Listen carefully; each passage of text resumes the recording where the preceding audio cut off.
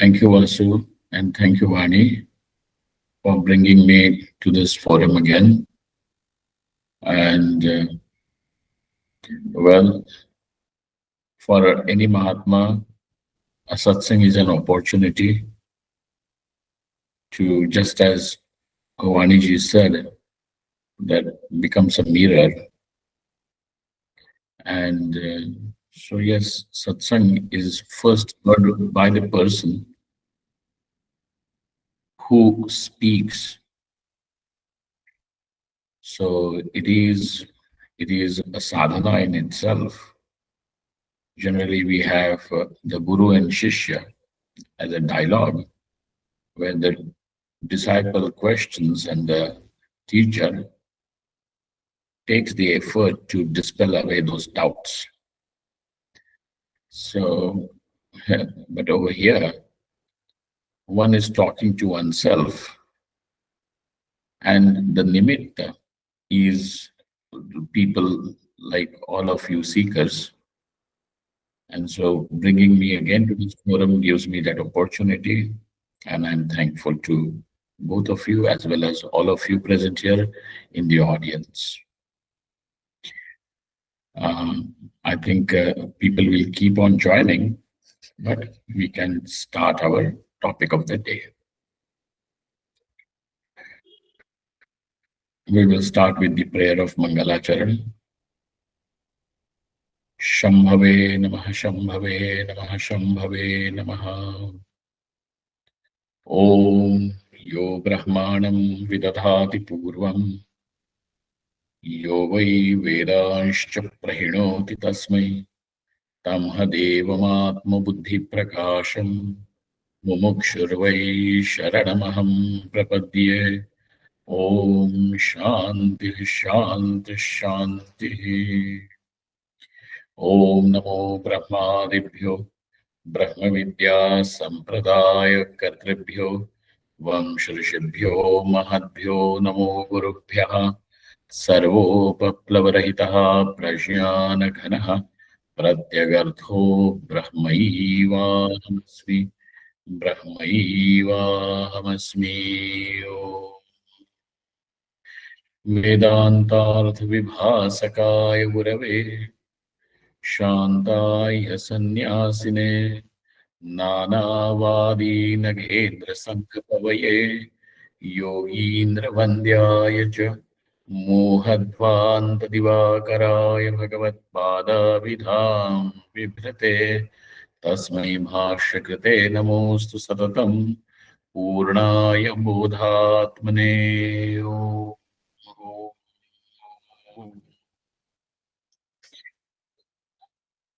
Inevitably, every person comes to the Vyasapita focuses on the Chaturtha Purushartha, the fourth Purushartha called as the Moksha Purushartha. Moksha as a Purushartha is admitted by most of the Darshankaras, whether they are Astika Darshanas or Nastika Darshanas, with an exception of the Charvakas. The Charvakas blatantly admit that there is nothing like moksha. And if at all one has to say there is something like freedom from misery and suffering, it means the dehatyaga. So once when a person dies, there is nothing that remains of him to say that there would be continuation of suffering, and hence that suffering needs to be eliminated. So in the Charvaka's view, it is death which is the final emancipation. But whether these are Jainas or the four branches of the Bauddhas, the Nastika Darshanakaras also admit that there is moksha.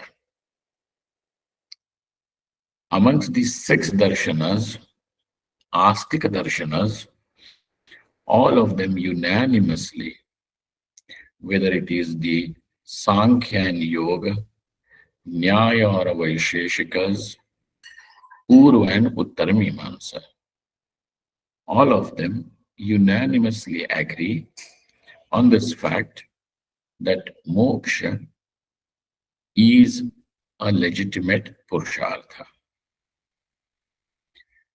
Now, even before each one of them goes into defining what moksha can be, all of them are again in unison on the basic definition of moksha, which means the end of suffering, total, absolute elimination of suffering. In fact, it would be not very surprising that even amongst the modern teachers, spiritual teachers, someone like Krishnamurti has in fact a book in his name whose title is End of Suffering. So over here, all of them are in agreement on this definition of moksha, which means that dukkhasya atyantika nivrittihi. And they may stop at this, but also will come. It is only Vedanta, the Uttarmimamsa, comes to say that there is Paramanandasya Praptihi. Now, how this happens is a different procedure that is brought to us by the different Vicharakas, all the different Darshankaras. Now, to come straight to the point, as Vedanta says, that this moksha would mean avidya nivritti. Okay. And if you still want a more precise definition of moksha, as Vedanta gives it, it would mean that the Chaitanyam, this Atma itself, is called as moksha. But when is this Atma called as moksha? So technically we would say that when Atma becomes upalakshita, indirectly indicated, upalakshita, through what? Through avidya nivritti, it is called as, the name of Atma only is called as moksha. So that which is seen as something, what is to be sought is the very nature of the seeker. So now, this moksha is the purushartha. Now, there is yet another topic, and this is what would mean our spirituality. Because our topic of the day is the hindrances or the habits which become hindrance to the spiritual progress. So in the light of the definition of moksha, what would mean as spiritual progress is that how close is one to the avidya nivritti. How close is one to the elimination of ignorance. That would mean that has got two aspects. One, the first aspect is that how prepared is one's own mind to be the recipient of knowledge. So then it is observed that there are certain qualities which should be present in the seeker and in the mind of that seeker, which will ensure that the knowledge takes place. So as much as one is able to bring himself closer to these standards, then one can say that there is progress, and that is spiritual progress. Because very often, in common parlance, people, or in the mind of common people, people say that spiritual progress would mean that when a person is able to have strange experiences, it may be called as spiritual progress. Your strange experiences could be more, more often due to some mixed up chemicals in the brain, and that's why you are having strange experiences. And therefore, in Vedanta, in the Upanishad, we do not see any such thing or importance given to these strange experiences had by people. Rather, the spiritual progress is measured, is seen in a person as how calm the person has become, how mature the person has become. Is his viveka, the power of discrimination, always awake even whilst interacting and responding to the world? Or does that viveka take a back seat? Is his mind, or is the person able to stay calm and clear even during the testing times? So this is how we see the spiritual progress.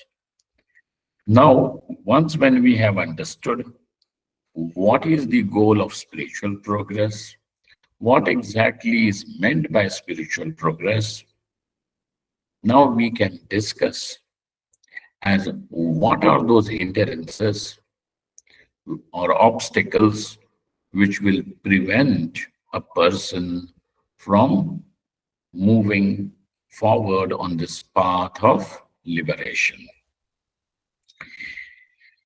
To admit that, even the classes that I have, or the talks that we have had here on this forum, were also based on a text by Sri Vidyaranya Swami called as the Jivan Mukti Viveka. So also today's talk or today's satsang is based on the text Jivan Viveka, authored by Vidyaranya Swami. So this is not something that Abhishek Chaitanya has got to say. I am simply a medium bringing to you what the great teacher of Vedanta from the lineage of Shankaracharya Bhagavan has brought to our plate. So he says, Jivan Mukti sadhanas. There are these threefold sadhanas, means to attain Jivan Mukti. Jivan Mukti would mean liberation whilst living, because it is possible that there is Videha Kaivalyam also is possible, Krama Mukti is also possible, but now we are focusing on Jivan Mukti, wherein The state of liberation is experienced by the person. His freedom from suffering is experienced by the person even when he is living in this body. And therefore, Jivan Mukti sadhanas are discussed over here. So he says, Tattvajnana Manonasha Vasana Kshayaha Tat Sadhanam. Tat Sadhanam means Jivan Muktehe Sadhanam. So sadhanam, that word itself becomes very clear. The word sadhanam has the meaning means, the tool, the instrument, the apparatus.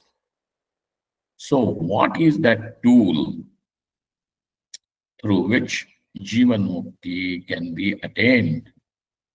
And he says these are threefold sadhanas. The first one is Tattvajnanam. The second one is Vasana Chaya. And the third is Manonasha. We will go to our topic. I will gradually take you there. But how do we define what is Tattvajnanam? Knowledge.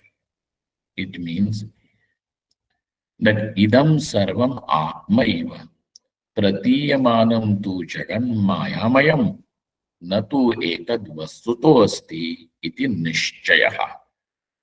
When there is a nishchaya means not conviction. Nishchaya over here means the absolute knowledge, clarity of understanding. Nishchaya. Because this word nishchaya also can mean conviction. But over here, nobody is trying to convince anyone, because this is not marketing that you need to be convinced. All that you need is to know with clarity.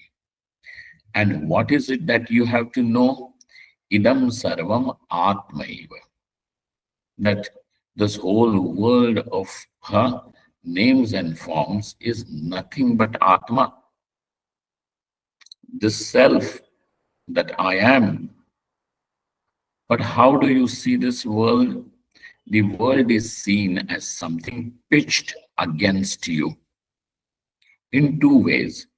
That there is something over here that you want to avoid, and there is something over here that one is chasing constantly.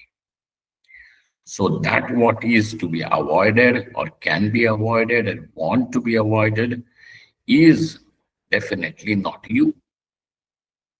Or that what is chased after is also not you. But with the dawn of knowledge, what is it that this person of wisdom sees? That there is nothing that is apart from the self. And therefore, there is nothing to chase and nothing to avoid. And so now this person is in a state of absolute peace with himself. Idam sarvam atmaiva. And even if you experience something that is not the self, how is it seen? It is seen as pratiyamanam tu jagat mayamayam. That what appears as being apart from the self is only an appearance, mayamayam. Natu etad vastuto asti. He gives a further clarity to that understanding and says that vastutaha nasti. In reality, it is not there. It may be seen. It can be experienced. Yet vastutaha nasti. In reality, in the true sense, on verification, it doesn't exist. When one has the clarity of understanding about both these things, Atma and Anatma, I and that what is not I, When there is this clarity, this nishchaya is called as tattvajnanam. This is called as tattvajnanam. Manonashaha. So now this is the first sadhanam. The second sadhanam is manonasha. I have discussed this in our previous one of the earlier classes elaborately. So, vritti santana rupena parinamamanam antakaranam dravyam. Now, there is one object, dravyam, called as the antakarana, the mind. What is the story of this mind? That it constantly keeps on transforming, and every transformation is called as vritti. Okay, a cognition, a thought. So, and what is the nature of these cognitions? That these cognitions are in an incessant flow. Vritti santana rupena parinamamanam antakarana dravyam. So this matter, this dravyam, this object called as mind, constantly keeps on transforming, and every transformation is called as vritti. So how is this transformation of the mind? And it is constant. It is incessant. So it is vritti santana rupena parinamamanam antakaranam dravyam. Now, when the mind, which is in a constant state of flux, in constant state of these kind of transformations, ceases to transform in this fashion, but it transforms in a way which is niruddhakarena. Now, it doesn't take the shape of the objects outside, but when the mind takes the shape of the Atma, it is called as the state of Nirodha, of Samadhi. So this Samadhi is called as Manonasha. And finally, then we have Vasana Kshaya. Now this is the topic of our this evening's satsanga. Vasana Kshaya. Vasanas in a more adjustable way can be called as habits, because when we respond to the world, we respond out of habits. And when we respond to the world out of habits, there is no purvapara vichara. Okay? It simply comes spontaneously without any thinking about it.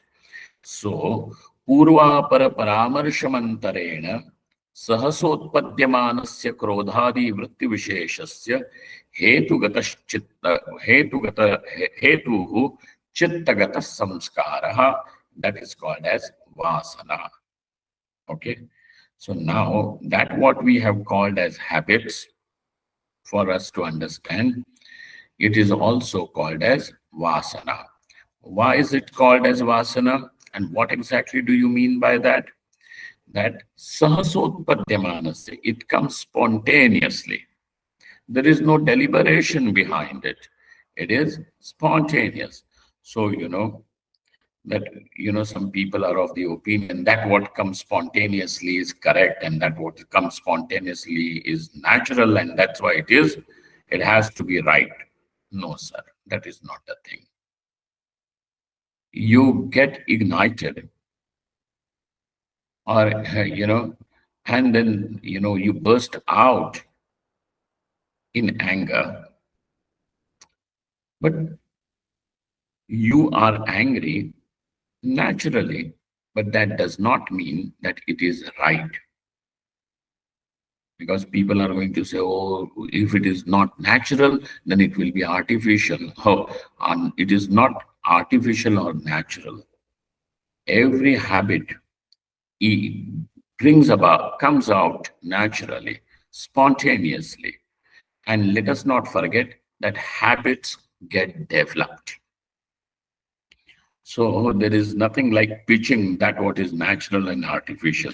It is a matter of habit. So purva para paramarshamantarena sahasotpadyamanasya krodhadi vritti visheshasya hetuhu. So now what is vasana? That it is the hetu. Hetu meaning it is the cause for these kind of responses which come through us, reactions that come through us. Krodhadi vritti. And how does it come? Sahasotpadyamanasi, even before the person really becomes aware that he has been taken over by anger, frustration, and things like that, it is already in action. The person is already a slave of those responses. Purva, and there is no purva para paramarsha. There is absolutely no, one second, there is absolutely no deliberation whether I should respond like this or shouldn't respond like this.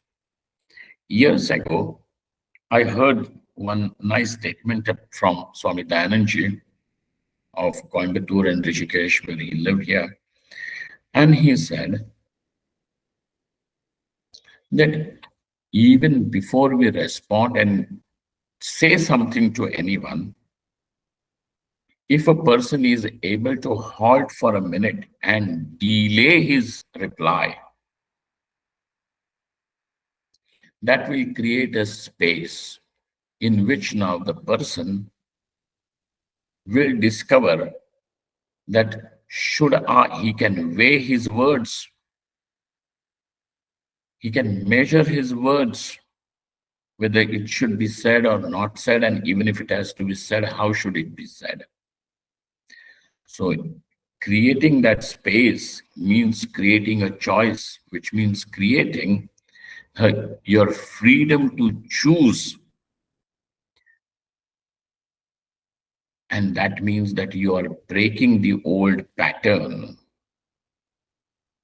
Because we are all, in a way, arrested in patterns of our habits, thinking patterns. So that pattern can be broken by creating this little gap. So purva para paramarsha, if you are able to hold this purva para paramarsha, that should it be said, what will be its consequence, so on and so forth, what will it do? It will break the pattern. And so when there is no purva para paramarsha, but when a person is taken over by that habitual pattern, that loop in which he is caught up, that is because of the samskara. These deeply rooted samskaras are called as vasanas. And so vasana kshaya would mean viveka janyayam shanti dantyadi shuddha vasanayam dridhayam satyapi bahya nimitte krodhadi anutpatti. That it means when a person now has developed another pattern to break the old pattern. Please do not think that you are still a victim of patterns. No. We will come to that point because Swami Vidyaranya will come to that point. Otherwise, we will once again be thinking, as Krishnamurti often says, that it is replacement of thought. It is just not replacement of thought. The great teachers like Vasishtha, Vidyaranya, Bhagavan Shankaracharya, would they not have had noticed if it was just a replacement of thought? So it is not replacement of thought. So when Viveka Janyayam Shanti Dantyadi Shuddhavasanayam, when one is able to develop another pattern to respond to the world. Okay, and that pattern is because of the another set of vasanas. These vasanas are called as shuddha vasanas. And what is the nature of these vasanas? Shanti, Danti, etc., in which there is Shanti, meaning the composing the mind, wherein the mind now remains calm and collected, does not lose its clarity, where the clarity, calmness, composure is all maintained, retained, strengthened. And so that pattern in which now this mind, which is your tool, remains as a tool and an efficient tool, then that Shuddha Vasanayam Dridhayam, when the Shuddha Vasanas become well rooted, what happens? Even if there are Bahya Nimittas, even if there are, the excuses which could have had provoked you earlier, now fail to provoke you, fail to ignite you. Then in that case, Satyapi Bahya Nimitte Krodhadi Anutpatti, wherein the Krodha, etc., jealousy, Krodh, whatever are the Shadripus that you know, now they do not take over your thinking and make you blind. Satyapi Bahya Nimitte Krodhadi Anutpatti. When this has happened, now one should know that this is what is called as vasana kshaya. This is what is called as breaking the old habitual patterns. But Swamiji, we are talking about liberation, and liberation will take place through knowledge. Why should we worry about whether the vasanas are there or not there? So now he says that in case of, if this is your question, please know, samakalam chirabhyasta bhavanti phaladainaha vasana kshaya vishyana mano nasha mahamate. Earlier I had a webinar and I had brought up the same topic because to me it seems to be more relevant to me, and that's why when I talk to you, it gets reiterated. So here, Vasishtha tells Sri Rama, and he says, "Hey Rama, पूर्वापर परामर और क्या कहते हैं वासना क्षय विषयान मनोनाशा महामते हे महामती Shri Ram."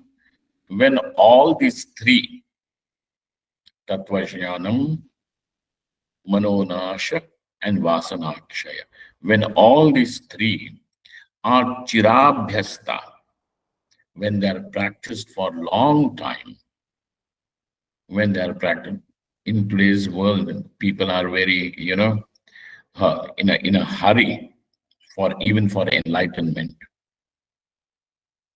That quickly tell us, we don't have time. And then what will you do after enlightenment? Oh, I will create my followers and disciples. So that is not the case. Vasana kshay vishyana manonasha mahamate samakala chirabhyasta.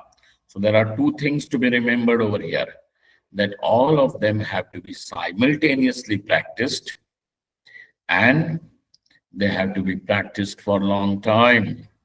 Practice of knowledge, practice of manonasha, and practice of vasanakshaya.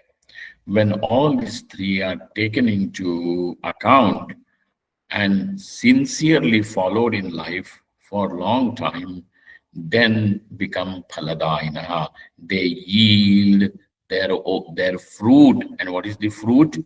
Jivan mukti, liberation whilst living is the result. Wherein now, what is there with this person? There is immense peace in him. There is immense peace. But Swamiji, who wants peace? We want sukham. Remember Shri Krishna Bhagavan saying, Ashantasya kutas sukham. If you are not at peace with yourself, there is not going to be sukham also. And this peace, in a way, this shanti, immense peace itself is called as Nirankusha Trapti, satisfaction, contentment without any limitation. Bhavanti phaladayinaha. So now we have to know that all these three have to be practiced simultaneously and for a long time. That one, oh, I'm tired and we will not give. Now we are looking for some other kind of spirituality wherein things can happen fast. Do whatever you want to, but you will have to come to this point, this juncture, if not now, later, and if not in this life, in some life you'll have to. So therefore, spirituality is not about some strange miracles or some strange experiences that you will have. It is all about Tattva Jnanam taking place. And that knowledge which will also take place has got these three as the karanas. Trayanam sampadane sadhanam aha. How all these three can be accomplished?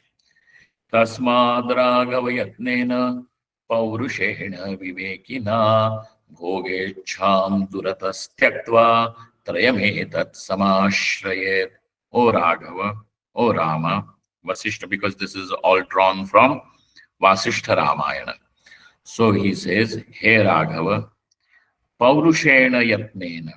It is through your individual efforts that this viveki, if you means the viveki person, the person who is endowed with discrimination, bhogecham duratasthyaktva. But when a person has given up the bhogecha, I want to bhogecha, bhogecha simply would mean that, this, our understanding that the world is a place from where I am going to squeeze sukham for myself. And when you look at the world from this kind of a standpoint, this is the psychology of an exploitive person. This is an exploitive psychology, because you want to exploit, whether it is your husband, wife, children, or objects around you, that the maximum sukham I should get out of them. So you look at this world as the source of sukham. But reality is, when that viveki person understands that the sukham is the world, or the names and forms are not the source, but it is the Atma, your own being, which is the source of sukham. And so if this Atma is the source of sukham, why should I ask and beg from this world to make me happy, to make me peaceful? So bhogecham duratas tyaktva, that it is given up from far away, not even going closer to it. Duratas tyaktva trayametat samashrayet. A person should give himself with all sincerity to these three sadhanas. What are those? Once again, I will say, iterate, and that is Tattva Jnanam, Vasana Kshaya, and Manonasha. So when you have this firm sankalpa in you that kenapi upayena avashyamaham sampadayishyami, no matter what it takes and how long it may take, but I will accomplish all these three in my life. In me, I will see to it that they are all fructified. So this kind of an enthusiasm, interest that a person has is called as Paurusha Prayatna. This is called as Paurusha Prayatna. Another thing, one shloka which Ramakrishna mentions in his Tika, in his commentary on Panchadashi, is a very interesting one. He says, Paripakva malayetan utsadana hetu shakti patena yojayati pare tatve sadikshaya chari murtistham. Paramatma, Ishvara, who has arrived in your life in the form of your Guru. He is not the Guru, Ishvara only is giving. But what does he do? For those who are Paripakva Malas, which means those in whom now these samskaras, habitual patterns, now they are no longer able to create an action. They may be there, samskaras may be there, but how are those samskaras? They no longer create any action. Response is not given. Say, suppose a person can be easily provoked and he can become angry. Now those samskaras are there, but and when he is angry, now he starts trembling and his voice also mounts to high pitch, and everything that anger brings is there in him now, physically, verbally, even mentally. Now he is taken over by anger. Now when those samskaras of anger may be there, but when they fail to create a response like that in him, what is it? That is called as paripakva mala. To a disciple in whom these malas have become pakva, just as whenever a fruit ripens on a branch, it leaves the twig, the stem, and it falls down. Like that, when these malas are ready to be given up, such a person is called as paripakva mala. Now, it is for those people that Paramatma arrives in the form of a guru and he gives the upadesha. So that when that upadesha is given, it is Ishvara himself, but in whom will it fructify and for whom is it? The ye paripakva malaha. And that is why it is very important to see to it that these vasana kshaya takes place. What exactly is this vasana because of which we are caught up in the habitual patterns which are detrimental? So here he says, Dridha bhavanaya tyakta purvapara vicharanam yadadanam padarthasya vasana sa prakirtita. That it is because of Dridha bhavana, because of thinking about it over again and again, again and again, again and again. It is like an advertisement. When something is advertised again and again and you see it over again and again, it becomes a reality. So when they launch a new shampoo in the market, then there is this one lady with long hair. She will come and say, oh, I have got this long hair because I have been using this shampoo. This shampoo was launched in the market last week. And suddenly you have developed this long hair, 3 feet or whatever, 3-meter long hair in 1 week. No, we will not think about it. But when it is shown again and again, then you will say that, well, that must be true. It is this kind of a shampoo which will help me grow the hair. So let me go and buy it. Why has it become a reality to you? It is because you have seen it over again and again. And that, when iterated, reiterated, becomes your reality. Dridha bhavanaya tyakta purva paravicharanam.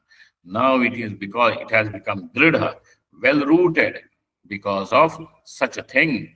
And then a person gives up the vichara, the discrimination is given up by such a person. Yadadanam padarthasya. And now that padartha, whatever that object is accepted as reality as shown by your vasanas. So that which makes it accept like that without any discrimination is called as vasana. How does this vasana work? भावितं तीव्र संवेगात् आत्मना यत्तदेव सः भवत्यशु महाबाहो विगतेतर संस्कृतिः. Now, even if you have heard it even before that, this is what is the nature of Atma and all, but when your vasanas take over, all knowledge is forgotten. And that's why you will see that, you get angry at home, your wife and your children or somebody is bound to say, oh, you do satsang and you still get angry. They are not mocking you. They are just reminding you that look over here. You're the vasanas, the earlier habitual patterns are yet not given up, which means you truly need to follow your satsang even more intensely. And that's why do not get angry at them. It is a sanket, it is an indication from Paramatma that this is what you need to work on. So, how does it influence the person's viveka, his knowledge? तादृग्रूपो हि पुरुषः वासना विवशीकृतः सम्पश्यति यदेवैतत् सद्वस्तु इति विमुह्यति. And as one sees through these colored glasses of vasanas, then that itself is accepted as reality, and this is what the person he himself also becomes. He becomes that vimohiyati, and that person is vimohitam, which means as if hypnotized by it. Vimohiyati vasana vegavaivashat swarupam prajati tat bhrantam pashyati durdrishtihi sarvam madavashadiva.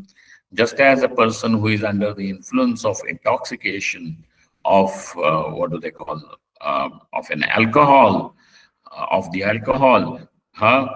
And then he may be wallowing in some gutter. Yet what does he think?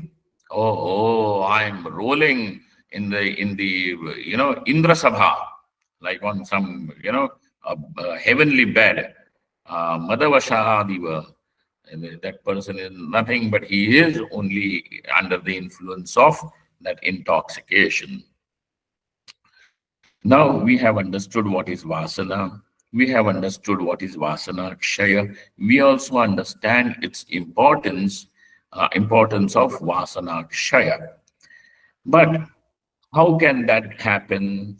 So over here, Sage Vasishtha says, Vasana dvividha prokta shuddha cha malina tatha malina janma hetu syat shuddha janma vinashini. There are these two types of vasanas. One is called as the shuddha vasana, and the other one is ashuddha vasana, the malina vasana. Malina vasana, what does it do? It becomes the cause for strengthening the bondage. Malina vasana janma hetu syat. And it by that force, it will make you suffer. And suffer means just don't think in this life that you are frustrated or angry or something like that.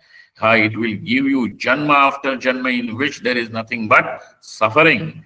And janma hetu syat. Then what is the nature of shuddha vasana? What does it do? Janma vinashini. It leads you to liberation. And that's why there is shuddha vasana and ashuddha vasana. And what is the what do they call the kasoti? Kasoti means the criteria. What is the criteria to mark what is shuddha and what is ashuddha? That which confirms and strengthens the bondage is called as ashuddha. And that which takes you closer to knowledge, that which takes you closer to liberation is called as shuddha vasana. So then, punarjanmankuram tyaktva sthita samhrishta bijavat dehartham dhriyate shantasheya shuddheti chochyate. Again, sage Vasishtha instructs Rama And he says that this Shuddha Vasana is Jnata Jneya, Gyata Geya, Hindi mein. What is it? That Punarjanma Ankuram Tektva, by giving up the sprout of suffering, Sambrashta Bijavat, those samskaras may remain, but they are now how? They are like roasted seeds. It will not create any karma. They may be there. One of my teachers, Param Puja Maharaj Shri Akhandanandji Maharaj, somebody once asked him that, Maharajji, we have never seen you get angry.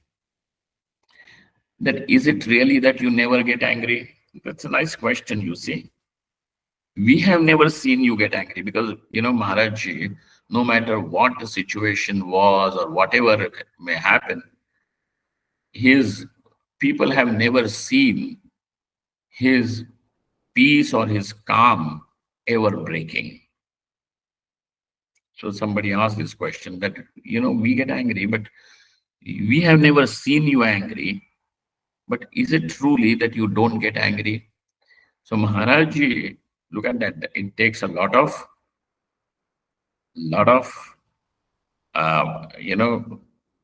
courage, sincerity to answer something like that.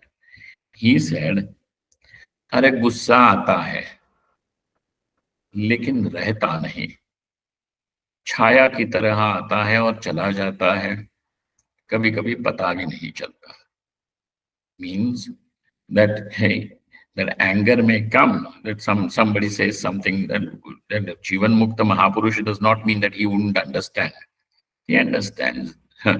So somebody has said something or done something which is not good or very offensive, yet in case that anger comes, but it doesn't even create a flicker.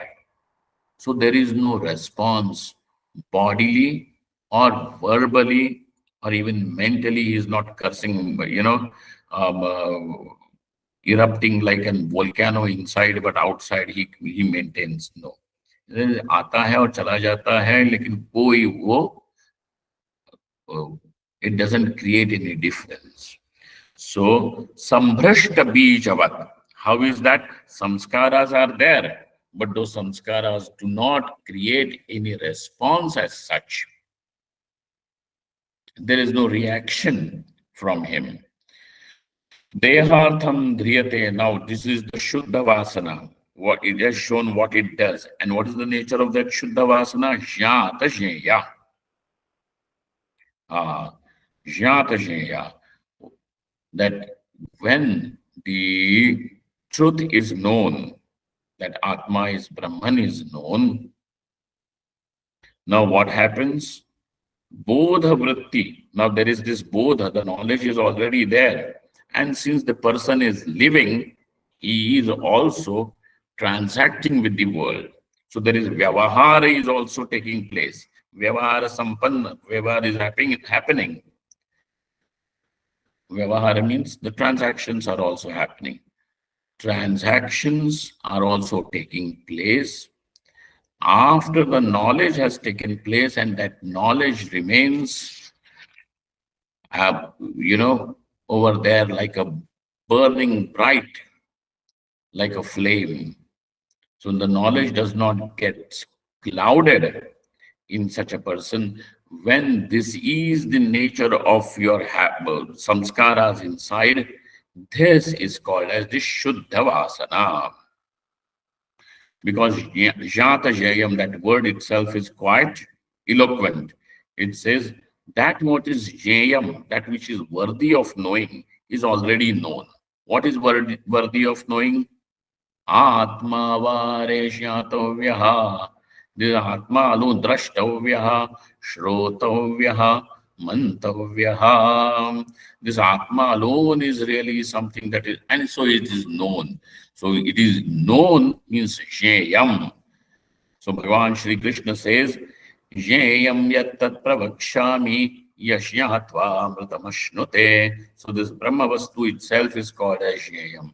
Anadimat param brahma na tat sannasadachyate. Jyotishamapि tajyotihi tamasah paramuchyate.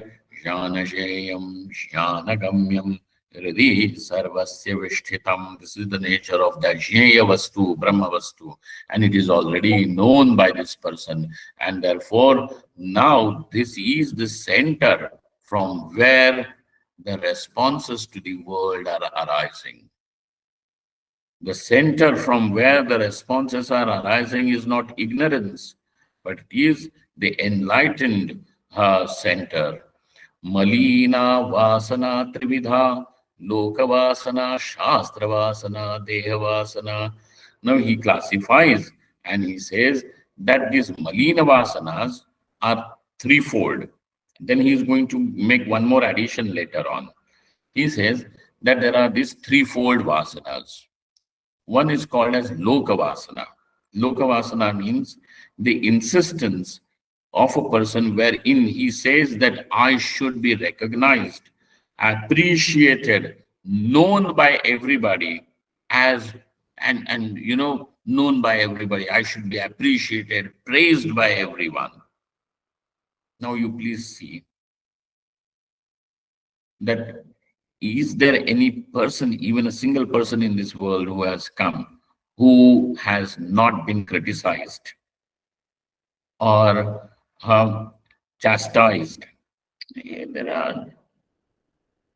So this Lokavasana is called Malina because he is setting himself an impossible task that nobody should ever criticize me, nobody should, and everybody should always praise me, appreciate me, love me. They should all the time admire me. Are, is it possible? Is it possible? That's not possible.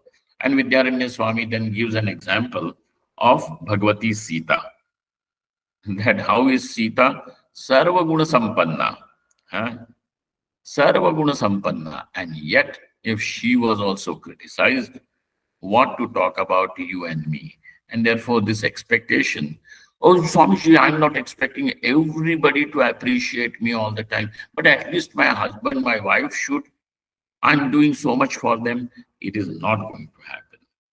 And therefore, this Lokavasana is Malina Vasana. विद्यते न खलु कश्चिदुपायः सर्वलोकपरितोषकरो यः सर्वथा स्वहितमाचरणीयं किं करिष्यति जनो बहुजल्पः. Vasishtha Bhagavan Maharaj says, Hare Rama, there is no upaya in which you can please everyone. Sarvaloka paritoshakaro yaha. Even Bhagavan also, hey, it is not possible that paritosha, everybody's paritosha can happen. Okay?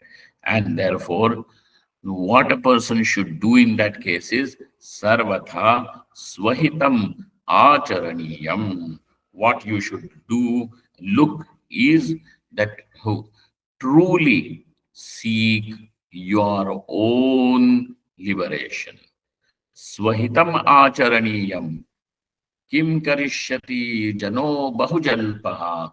Because what will these people do who have nothing else but to gossip, to talk, to criticize? Ataha lokavasanayaha malinatvam abhipretya yogeshwarasya tulya nindastutitvam moksha shastreshu varanitam. And therefore, understanding this is what is the malinata. Malinata meaning impurity of this lokavasana. A yogi is advised. Yogi means it can be you, me, everyone. Yogi is advised that is spoken about, not advised, but the yogi is said as he who is tulya nindastuti, the one who remains equanimous, whose fulcrum of balance is not lost, even when he is being praised or he is being criticized. He does not lose his fulcrum of balance. Tulya ninda stutitvam moksha shastreshu varnitam. Now there is second malina vasana, and it is called as the shastra vasana. Shastra vasana is again threefold: पाठ व्यसनम, बहुशास्त्र व्यसनम, अनुष्ठान व्यसनम. Okay. Now, Patha Vyasanam means a person wants to learn, acquire more and more knowledge, acquire more and more. I want to be more and more and more and more and more and more and more. For what? So over there, in the Taittiriya Brahmana, there is this one katha, one story that comes of Bharadwaj Rishi, that he is already 75 years, so he has spent three-fourths of his life in learning the Vedas. Then Indra appears to him and says, Are Bharadwaj, you have studied so much, but you have not studied this. You don't know this. So now, if you want it, come to me. So Bharadwaj says, okay, sir, I want to learn this. Now, when your life already has exhausted itself and you are on the brink of saying goodbye to this world, at least at this moment, what should you be doing? Should be striving to know Paramatma and not acquire accolades. But a person, when he spends all his life only in acquiring more and more knowledge, I want to be more informed, I want to be properly informed. No information is going to be proper and correct. So over there, Bahushastra Patha Vyasanam, that is called as Patha Vyasanam. And therefore, since the person, even who is thus giving himself to the pursuit of acquiring and learning more, acquiring knowledge and learning more, what happens to him? What happens to him is that he misses that what is the true attainment of life. And therefore, since it leads you astray from what is your true attainment, it is called as Malina Vasana, because it takes you away from your destination. That's why it derails you, and that's why Patha Vyasanam is also a Vyasanam Malina Vasana. Then there are Bahushastra Vyasanam. Now, a person now who has this, I have a lot of knowledge, I have a lot of knowledge, and he tries, and whatever I have to keep it fresh. So he keeps on, studying more and more and more and more. So to such a person also, there is in this Kavasheya Gita, is some Gita, perhaps in Mahabharata or some Purana, maybe even in Shiv Purana, this katha comes that Durvasa goes to Kailas Lok to Bhagavan Shankar, and over there he is carrying a cart load. These bullocks are drawing his cart, and all books are kept in it, and hundreds and thousands of books are being brought to that sabha. Nandi looks at, Narada looks at him and says, What is this you're carrying like a donkey? This load. Sometimes the information that we carry is also unrequired, and we are simply carrying the load of that knowledge. Knowledge is something that should liberate you, make you free from the load. But over here, that knowledge itself becomes your liability. So that kind of a knowledge which becomes liability is called as Bahushastra Vyasanam. And that is also a Malina Vasana. There is Anushtana Vasana also. Oh, I will do this Anushtanam, I will do this Anushtanam, Gayatri I will do, then after Gayatri I will do that, and it becomes endless. Anushtanam. So Shankaracharya Bhagavan says, Adhitya Chaturo Vedan Dharma Shastranyanekashaha Brahma Tattvam na janati Darvi Rasam Yatha. He who has learned even all the four Vedas along with the Dharma Shastras, and the Dharma Shastra is not one, There are several Dharma Shastras that, and he learns from, he has learned. Yet, what is the case of this person? He is not at rest with himself. Brahma Tattvam na janati. He has not known what is this Brahman. So, he is like a ladle in that porridge, which stays immersed in the porridge, yet does not know what the taste of that porridge is, of that payasam is. And therefore, this all this vyasanas, this shastra vyasana, this shastra vasana is also called as malina vasana. Then there is deha vasana. Deha vasana means that, those samskaras with keeping the body as the central figure.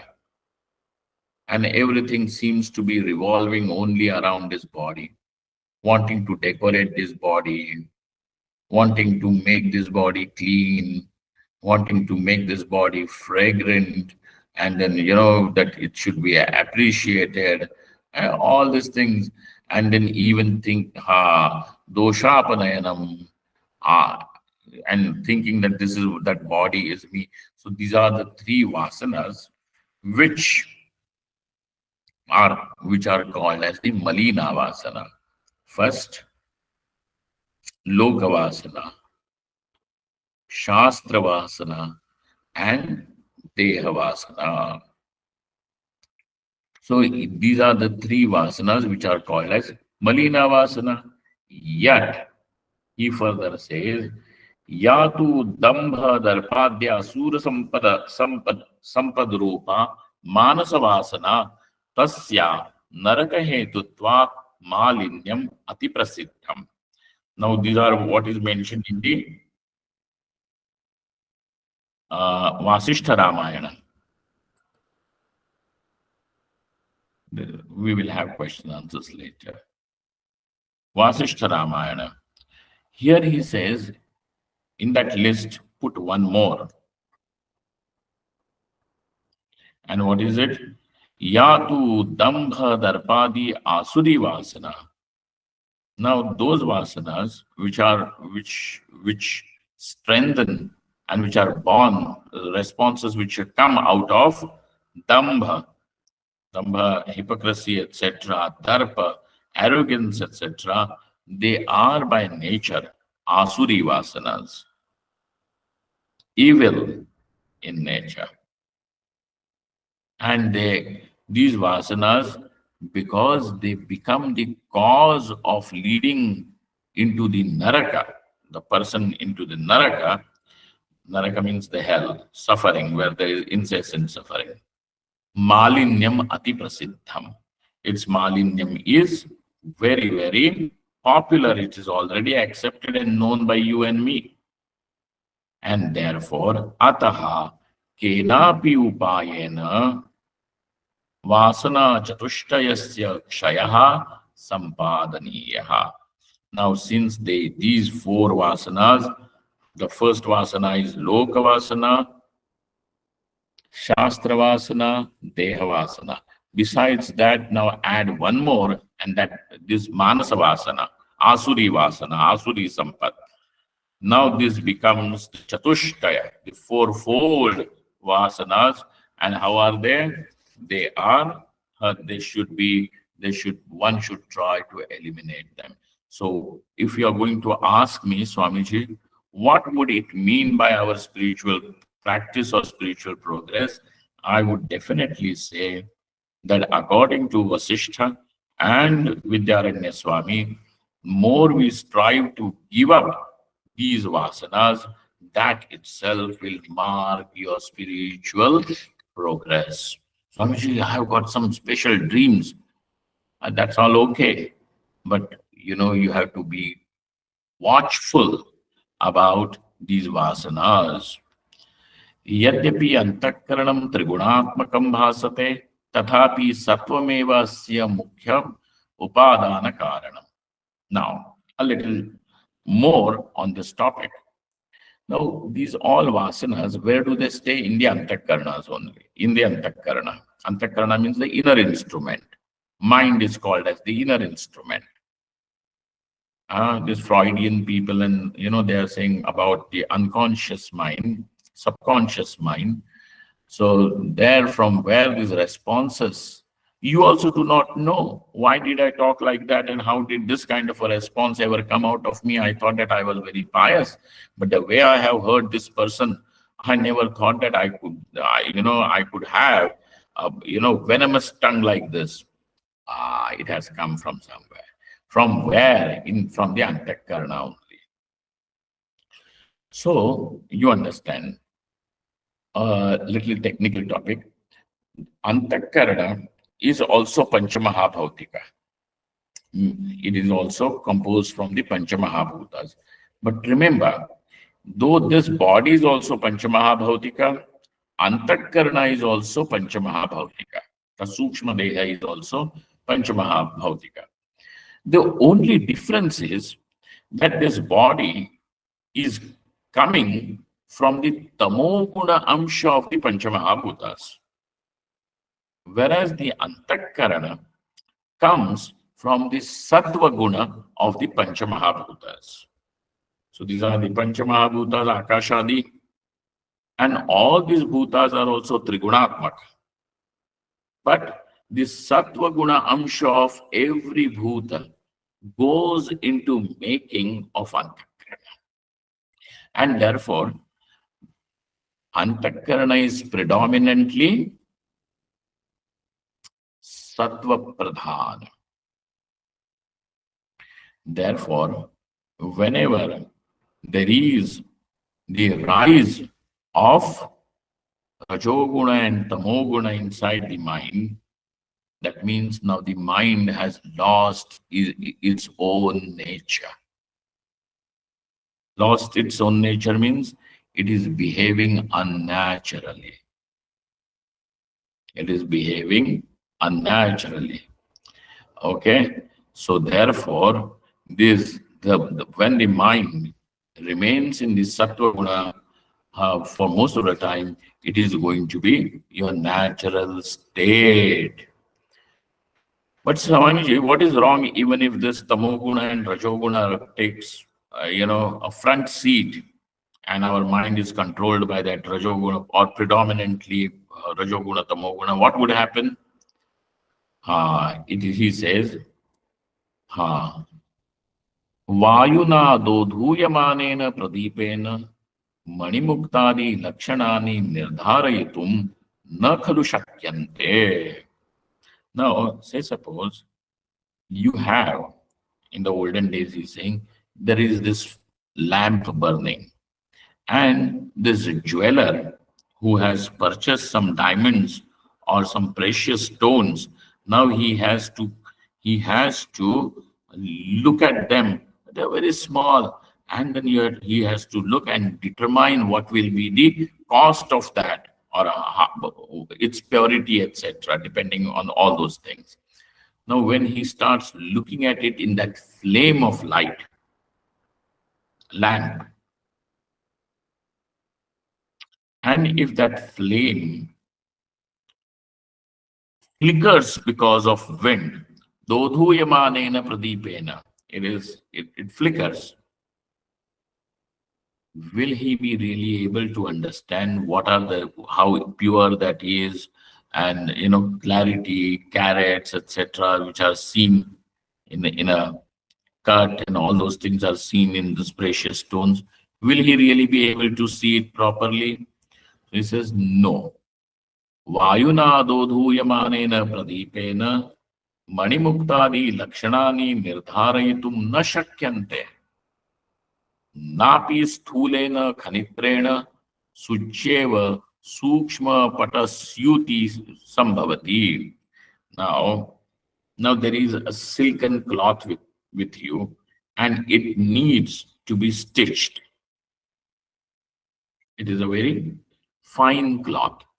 You must know that that before the Britishers took over the whole cotton industry,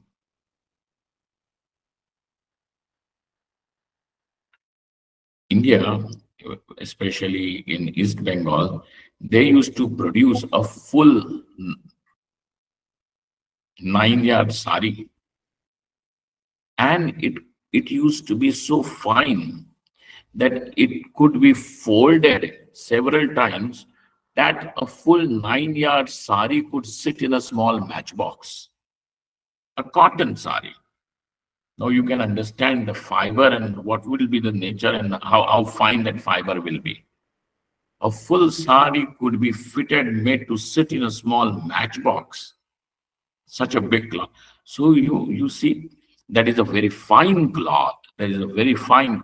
When those workers were taxed and they were starved, and then that famine of Bengal and all those things, so many died, and finally we have lost that art of making fine fabric. So suppose if something has to be stitched and that fabric is extremely fine, now will something like a kanitra meaning what? क्या बोलते हैं कुदाल को English में? सिद्धार्थ, कुदाल को क्या बोलते हैं इंग्लिश में?